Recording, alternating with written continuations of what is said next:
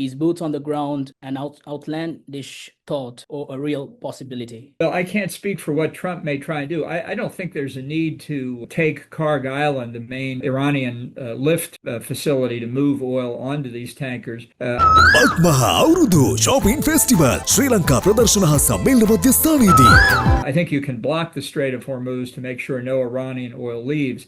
There could well be a need for boots on the ground to secure the nuclear facilities, the key nuclear facilities at Natanz and Esfahan and Fordo, because the nuclear threat is the gravest, and we don't want that enriched uranium or centrifuges or other material or information relating to the nuclear program to fall into the wrong hands, into terrorist hands or into the hands of another rogue state that wants a nuclear weapon. Recently in Parliament, our President Anur Kumar Dissanayake, said that the United States requested 2 fighter jets to be landed at our southern airport, Matala Rajapaksa International Airport, but the government denied access. That's what he said in Parliament, and the United States is yet to make an official response about it. But we have a question. The question is, when the war is in the Middle East, why does the US really try to land 2 of its jets at our airport when there is already a carrier in the Middle East position? Well, some airplanes, of course, can't land on the deck of a carrier because the carrier is too small. So I'd have to know more about it. I would say that we've seen from Iran 2 missiles fired at the Diego Garcia joint US-UK base in the middle of the Indian Ocean. So it just shows that really the war extends beyond the Middle East. The Gulf countries had relied on US for security, and now they are under attack from Iran due to US bases and assets in the region, triggering a slide in confidence among investors in those countries. So how this should be handled in your view? Well, I think the Gulf Arab countries are showing increasingly that they want the United States to finish the job in Iran, and that what seemed to be a regime change objective at the beginning has been somewhat confused. But I think the ambassador